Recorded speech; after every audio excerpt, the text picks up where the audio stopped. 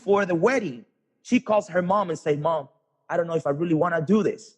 I don't know if I'm going to be a good wife. I don't know if I'm going to be a good mom. I don't know if I'm going to be a good companion to that man. Why? There is a voice in her head telling it, you can fail. What makes Misael, Steve, Leffert, or any other businessman, right, go through a process of applying for a loan and go through all the banking process and trying to get that funding, to get the program, to get the business going. And the day the loan got approved, and the next day you are about to open the doors of your business, you are rattling, like a cat, right? Because you have a voice in your mind telling you, you can fail. You may fail. And the reality on this, is, Steve, is that we got to learn to live with the threat of failure. People of faith learn to live with the threat of, I'm not asking you to live as a failure. I'm not calling you a failure. It's with a threat, right? With the threat of failure. There is always a threat that you may fail. And if you have faith, you will become very comfortable with that, to take risk and to learn to live with the threat of failure. I believe that. That was wonderful. I'm a baseball guy, and I love your analogy. I was thinking Jim Stovall's got a classic story where he's blind, and he says, I guarantee you that being blind, I can face the best pitchers in the major leagues, and I will get a hit if you give me enough chances. Okay. Eventually get a hit. He says, never quit. So that's just beautiful. I want to share something here that's exactly what we're talking about. My wife and I are in Williamsburg last Sunday, a week ago, just enjoying a springtime day, just walking around. Williamsburg's a wonderful place. It's freedom there. It's the center of America for freedom, where a lot started. And there was a junior high school group of about 30 kids with their chaperones. And we were talking to this one kid. And in fact, this one of the kids there, his father was a professional baseball player for the Chicago Cubs. So we're talking baseball now. But I believe in freedom. And so I said, do you know who Patrick Henry was? And he said, yeah, he's one of those guys back during the Revolutionary War days, right? And I said, yeah, well, he gave a speech in Richmond, Virginia, when we were getting close to deciding to go into the Revolutionary War to fight for our freedom. And I memorized it in the third grade. I'm 68 years old, third grade. I was about 9 years old, so it's been a while. And I said, have you ever heard it? And he said, no. And then he goes, yeah, isn't that the one, liberty or death? And I said, you're good, because the kid was pretty smart. So the words of this are exactly what we're talking about risk. Gentlemen may cry, peace, peace, but there is no peace. Is life so dear and peace so sweet as to be purchased with the price of chains and slavery? I say, no, forbid it, Almighty God. I know not what course that others may take, but as for me, give me liberty or give me death. That's our heritage here. And that's freedom. Yes. Thank to God for that freedom. But so let's do something right now in closing. We're talking from our hearts to people who are downtrodden, that have been beaten down, and sometimes they lose hope. So first of all, we want to give them hope. We want to give them encouragement. We want to give them inspiration. Yes. But we need to give them something practical. And let's just come up.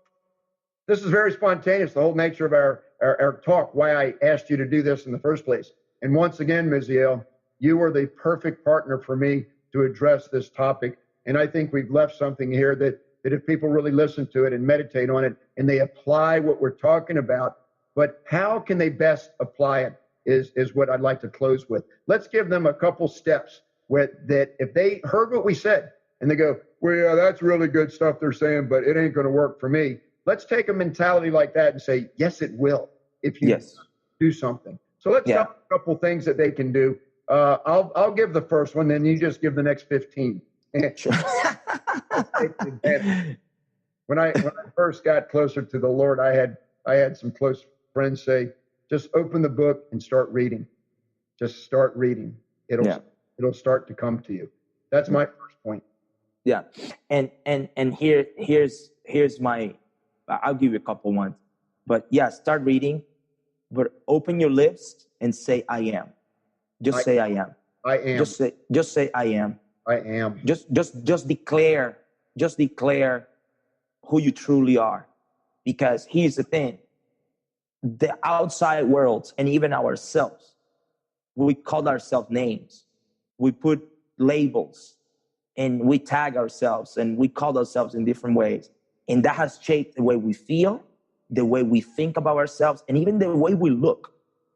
But you were designed according to God. And he's the I am. He is the I am. When Moses asked God, what if they ask me who sent me? Right?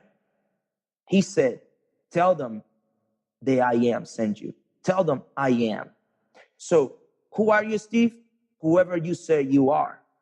And who is this person? Who are you listening to this radio show right now? Just say I am. Every time a negative thought comes into your mind, anytime a person or anytime you feel guilty, anytime you feel accused, anytime you feel rejected, anytime you feel some type of prosecution against yourself in your mind, just remind yourself, I am a creature of God. I am a son of God. But you have to declare, because the proverb says that the power of the tongue, our lips, right? Our words have the power of life and death. So I want you, just simple. You know how to say I am. You will feel whatever comes after you are. You feel that blank. But just say you have to declare. And even if you don't feel at the very beginning, you will say it and it's gonna feel empty. Don't worry about it. Just say it. I am. I am worthy.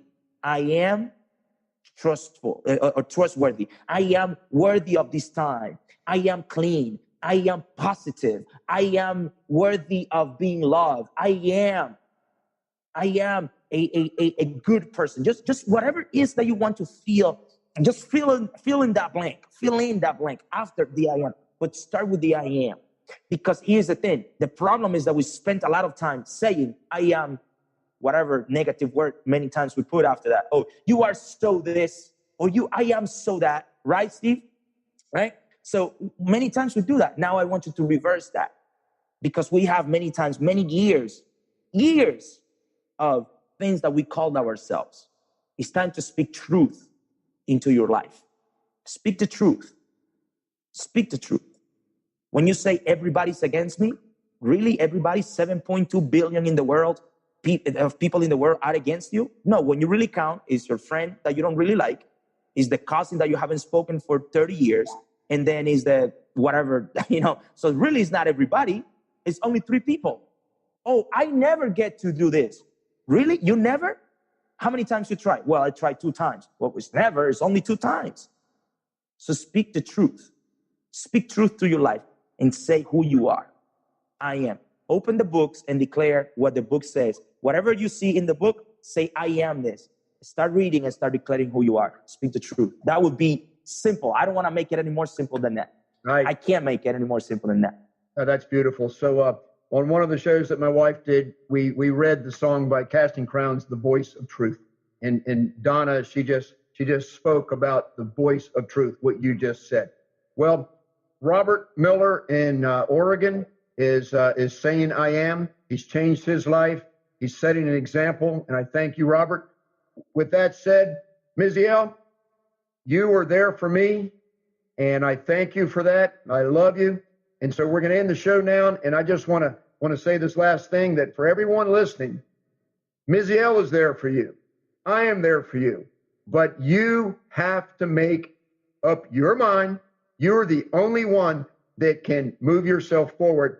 We can help you. We can try to help you. We can tickle you a little bit and make you laugh, get you to stand up and take a step sometimes. But you have to do it on your own. But you're never really alone when you've got Jesus Christ there with you. So just remember, you are as equal and as good the way you came in this world as anyone else. And I think that it's simple. It's just like Misael, you just said. Yes. Simple. So yes. with that said, Amen. rightthink.org. Contact me if you want any relationship with us to help you think about some things. We're always here for you. And with that said, Misael, God bless you, and just thank you for sharing your time with me and the audience today. Happy to be here, Steve. Thank you for your time. I greatly appreciate you for having me. Wow. Thank you. Thanks for listening to Right Thinking with Steve Copeland. I look forward to being with you again next week. And remember, don't quit, plan ahead, it will get better. God bless you and have a great week.